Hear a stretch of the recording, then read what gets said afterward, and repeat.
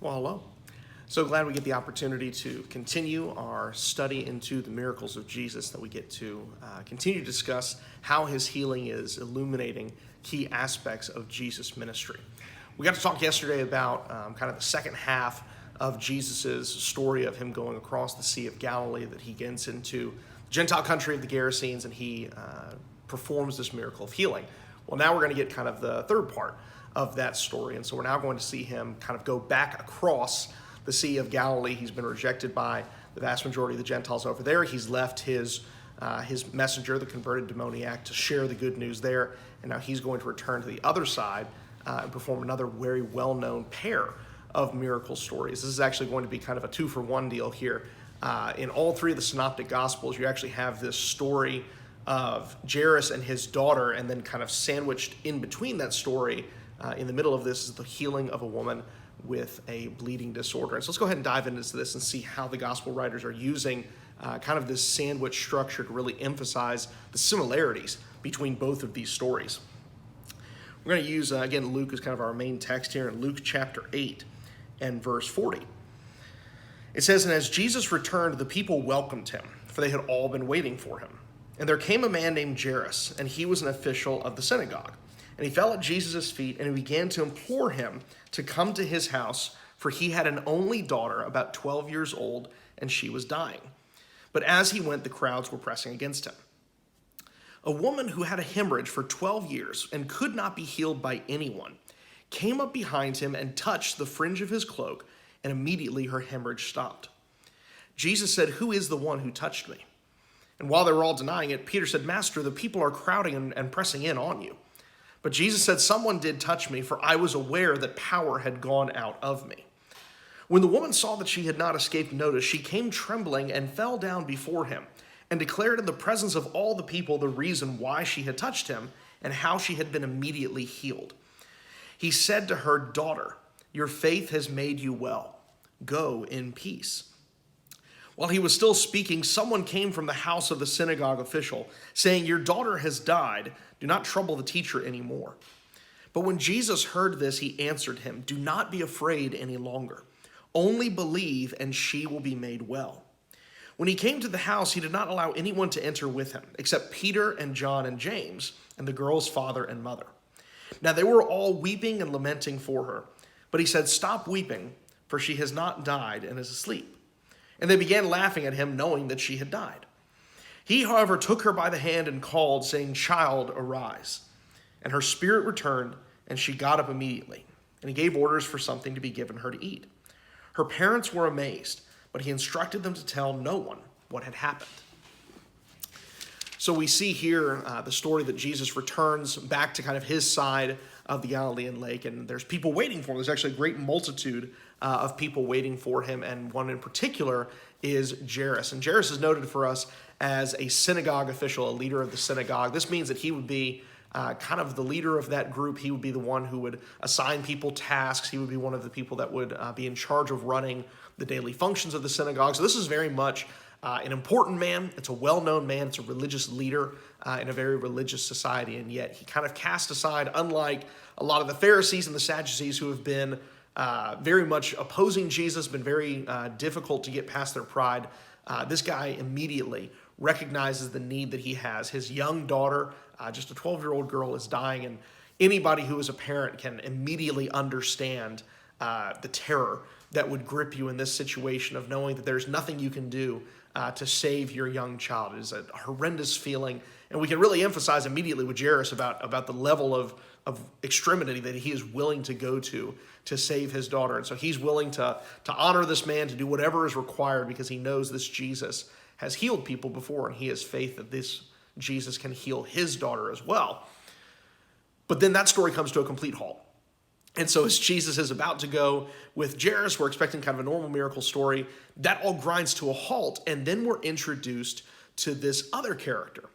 And it's this woman. And the woman is not named. We're not told her status in life, but we can kind of assume some things based off of what we're described here. She's suffering from a bleeding disorder. Mark's actually going to make it even more clear that this is a menstrual bleeding disorder, that she has been essentially continuously bleeding, as Mark notes, for 12 years, which is interesting. There's kind of a parallel between a 12-year-old girl and her 12-year symptoms. So as long as this girl has been alive, this older woman has been suffering from this disease. And this is a really big deal, not just because of the obvious physical discomfort and the obvious pain that this would cause, but Mark's account actually records for us that she spent all of her money trying to get this fixed, that doctors have looked at her and they've given her medication and they've prescribed things, and it hasn't helped. It's actually made it even worse. So she's completely economically destitute. Her condition is getting worse.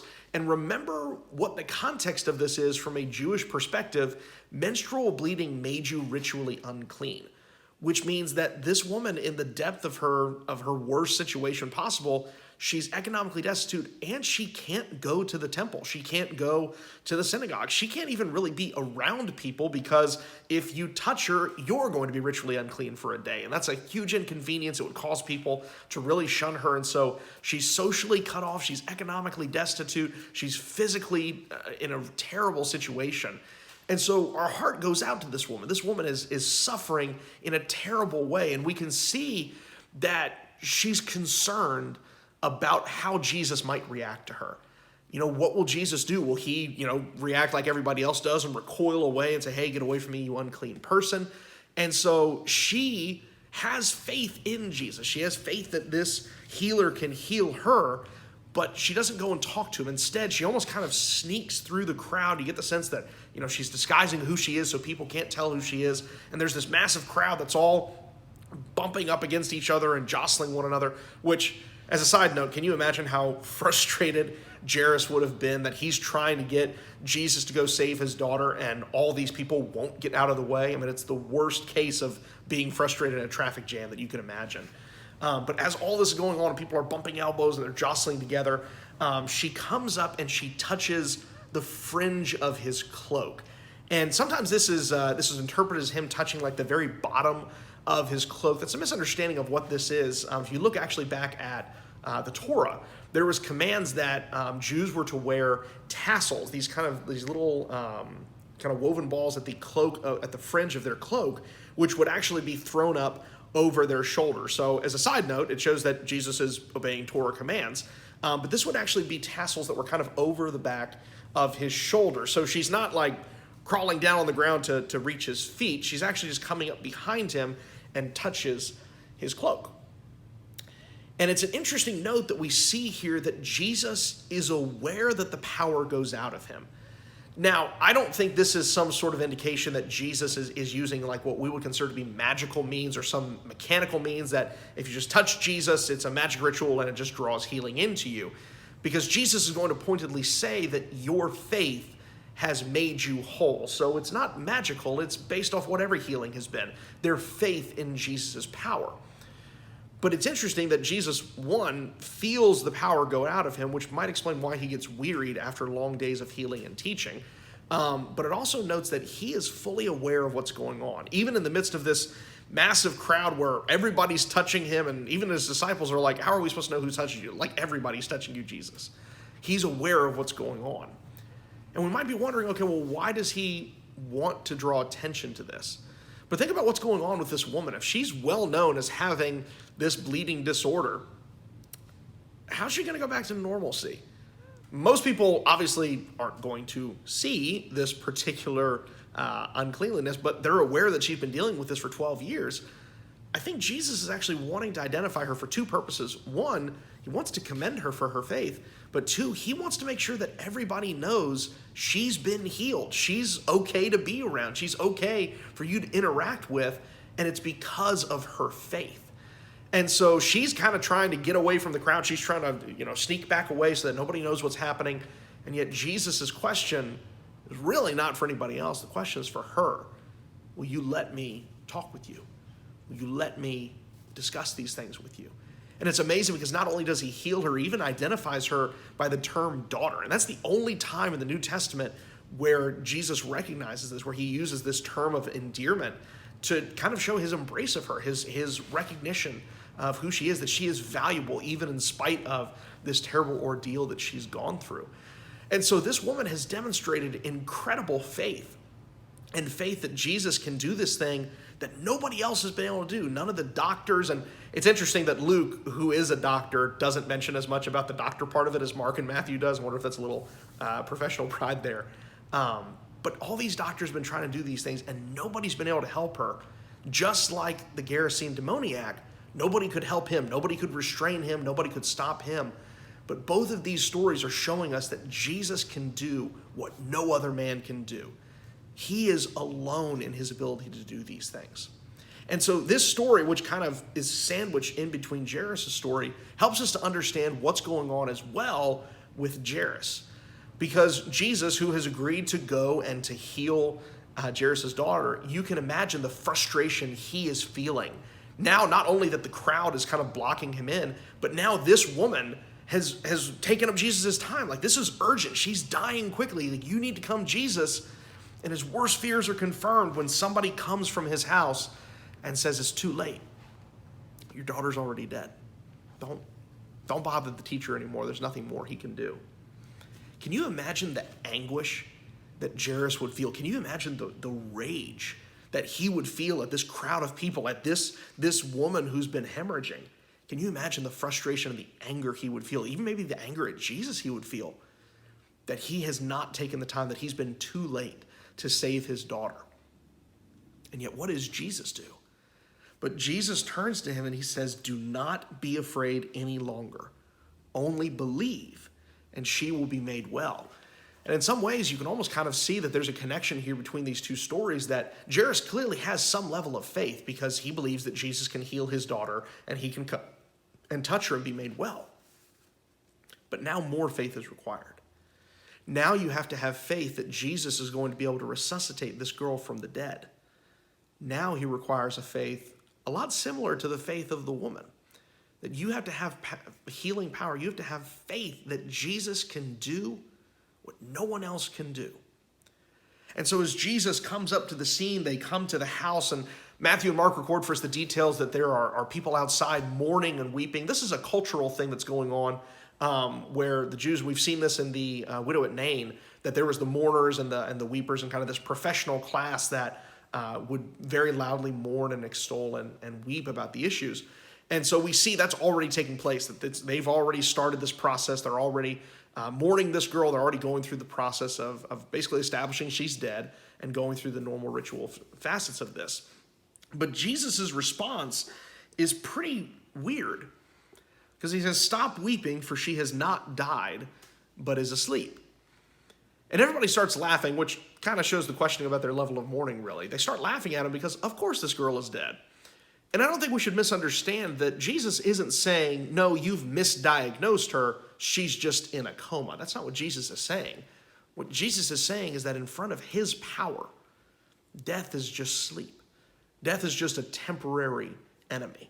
And really, that's how you often see death as described in the New Testament, as asleep, that it's not a permanent condition. And so we see here that Jesus comes and he touches the girl. And remember, it's important that just as touching the woman who was suffering from menstrual impurity, just as she would be unclean, so too would touching a dead body normally make you unclean. And it's interesting to see how Jesus disregards that a lot. And I think part of it is that Jesus, because of who he is, he doesn't have the impurity imparted onto him.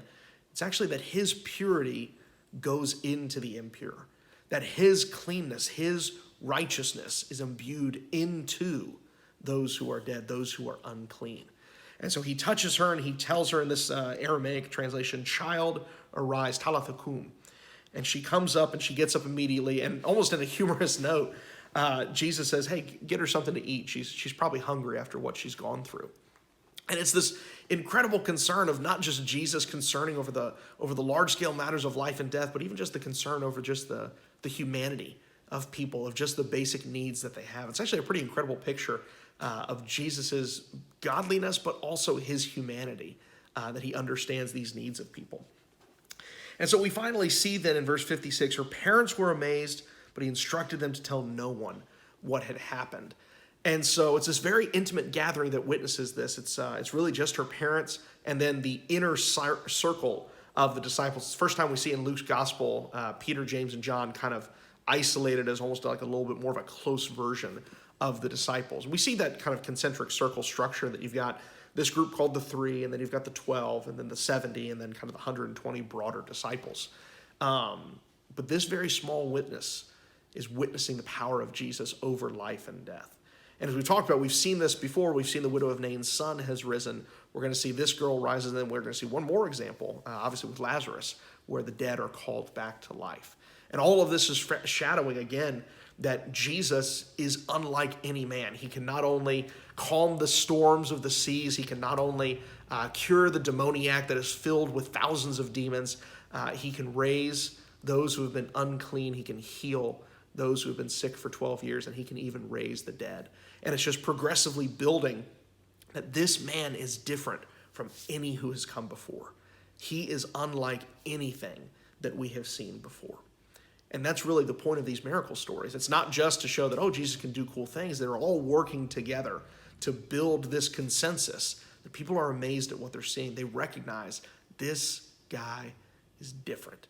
And that's going to continue on as Luke continues and the gospel writers continue to now kind of transition into Jesus' broader ministry that's not going to be just here in Galilee, but now he's going to start going into Jerusalem and start going into the wider reaches of Judea to do these things. I hope these things give you some things to think about. I hope it gives you some things to consider as we consider our relationship with the Lord. Do we recognize the great and incomprehensible things that he has done in our lives and in our sakes? And do we recognize that he has done what no other man could do? I hope these things are encouraging to you. I hope they continue to edify you as we study through these things. We pray for you guys. We pray for your sakes. We pray for your health, for your safety through this uncertain time. And we pray that, as always, we're looking forward to the time where we all get to come back together and continue to study these things in person. Thank you so much for tuning in. We'll see you next time.